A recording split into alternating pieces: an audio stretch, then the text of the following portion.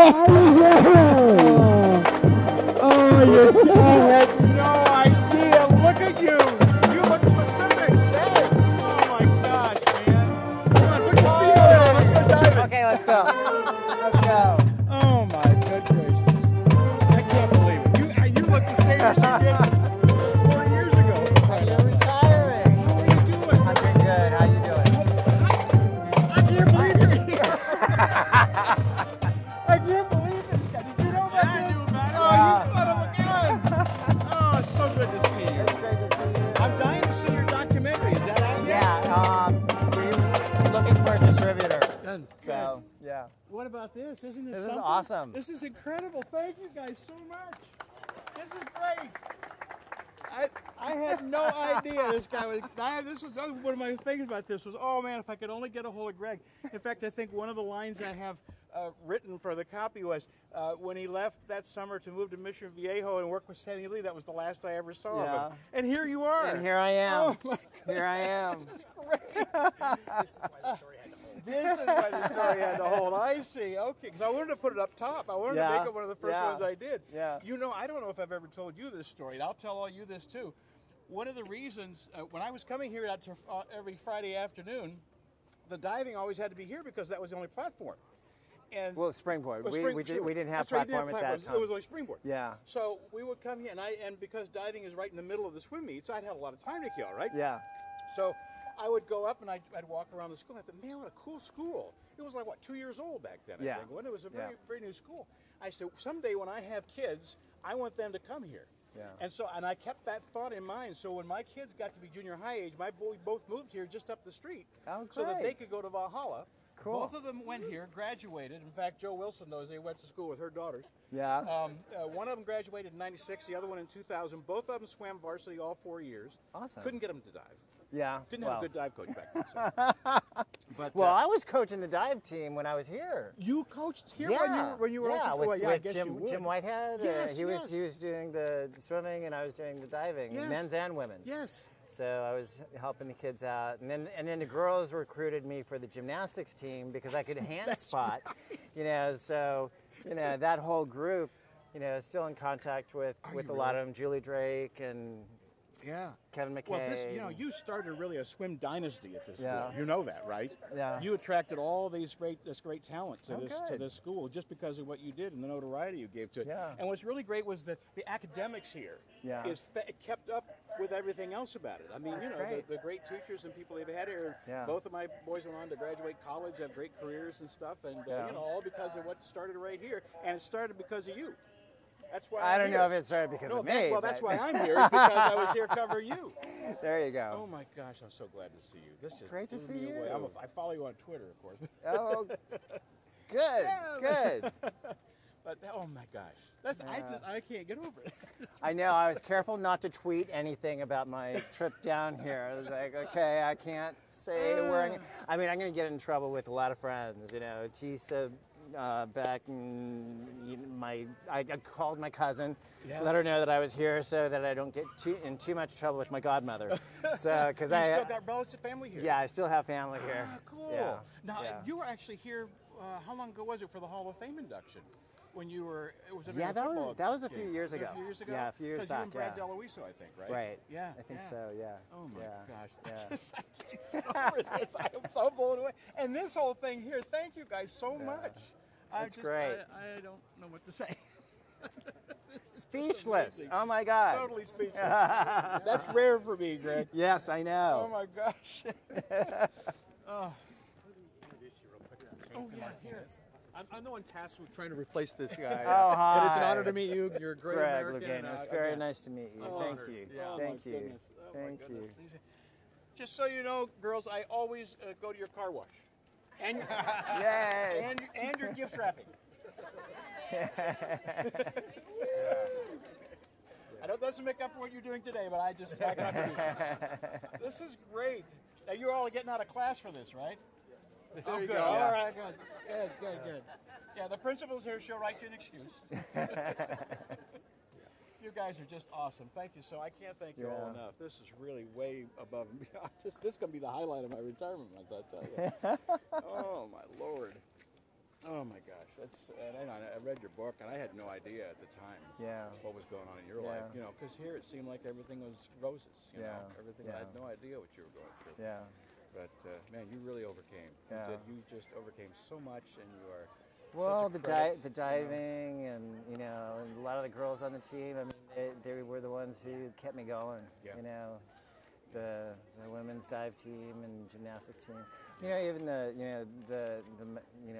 young men that I helped too. Yeah. You know, so Yeah. that kept me going. Yeah. How did you get that build at that age? Well, I started when I was a year and a half. Yeah. Doing gymnastics and stuff. doing acrobatics and dance, and then gymnastics later. But your And we were physique, performing. I mean, man, you talk about cuts. I mean, Yeah. you don't see adolescent boys with that kind of, Well, it was a ripples. lifetime of training. Yeah. You know, it was my life. It was, you know, that was my one success. Yeah. you That was know. a bit of your escape So, too, wasn't it? That yeah, was a, it was. Yeah. It I was. think I could see It was a that. safe place. Yeah. Yes. Yeah, That's a good it way was a to safe put it. place for me. That's what put it. Yeah. When you hit your head in '88, what did that say?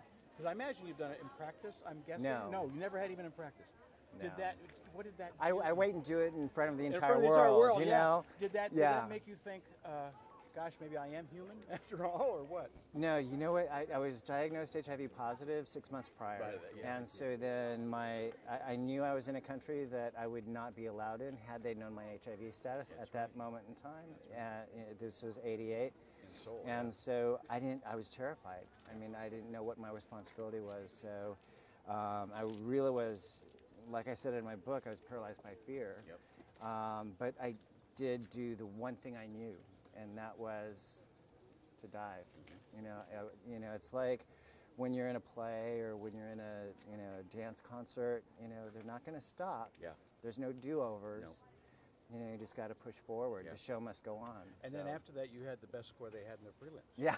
I mean, that was. Yeah. I Well, remember no, that. in the entire Olympics, entire in Olympics. diving. That's right, the whole yeah, Olympics, that's right. yeah, I know yeah. it That was was the the highest big scoring dive. Yeah, was it was the like, dive after. Oh, wow. Yeah. Did you? There was one goal where you won like 25 points or some incredible amount. Was that at that? That was '84. It was '84. I broke 700 that on 10-meter platform. That's never been done before. And then I also broke 700 on 3-meter springboard. But I had done that a number of times before that. You've gotten so many golds and records in Pan American, World, all these. I can't keep track of them all. Yeah. There's just Yeah. so many to Yeah. keep track of. Oh my gosh. Yeah. Do you ever think I know you're not a what if kind of guy, but did you ever think, what if in 1980 there hadn't been the boycott? Well, you know what? Whenever somebody asked me to sign my autograph, I always sign 76 silver, 80 boycott, 84 2 golds, 88 2 golds. Because the '80 Olympic team, it's like the Olympic team, the forgotten Olympic team. I mean, we did have an Olympic team, and we had some incredible talent, but, there's, what I try to explain to people is like, as an elite athlete, you have a shelf life competing at that level. And so if you miss that window of opportunity, then it's gone. Beyond waste, Yeah. What are you doing these days? So tell us about your daily grind. Oh God! I mean, it's crazy. I'm on the Red Bull Cliff Diving World Series tour as a judge. So I've got 2 assignments this year: Texas and Italy, and then I do speaking, a lot of speaking. Whether it be on diversity. I mean, I've been on the Hill so many times talking human rights first. Because rather than go to Sochi, I wasn't named as one of the delegates to go to Sochi, which was really disappointing. But I went to Moscow for the LGBT Open Games, which nobody heard about. Yeah, I know. So I was able to bring that experience back. I mean, you can go to my Huffington Post blog, and I write a lot about what happened. Yeah, so take a look at it. It's under Gay Voices. And Greg Louganis. Okay. And and I share that experience because we had bomb threats. We were meeting in a secret place, underground, and to get to the venues. We were shut down, when they could. It was just amazing, because of the anti-propaganda laws in Russia, and now. We're kind of opening up that awareness to Uganda and about the LGBT human rights. So I mean, it's a role you kind of evolved into. Yeah, I mean, I never thought of myself as being political, but I mean, just by being myself, it was funny because like my husband and I went to Nepal. Okay. And it was the first LGBT sports festival in Southeast Asia. And so the first question was, okay, we know you two are together. Now, who's the husband? Who's the wife? And I'm like, what time is it? So I mean, it's just that that breaking down stereotypes, breaking down stigmas, and that sort of thing. I'm going to be in Palm Springs on Friday, encouraging early HIV testing. Because it's that's a real issue. I mean, and people think that HIV is gone. It's not. So HIV/AIDS, and so early testing. Prevention first, education. There's a lot of work to be done. Yeah. We need to let these people all go about their daily business. Enjoying being out of school. Yeah, right. I don't know about standing around holding their instruments in uniform, though. But again, can I just thank you all sincerely, bottom of my heart. Thank you very much. I'm so proud to be a neighbor. Yeah. I really am. Thank you. Thank you.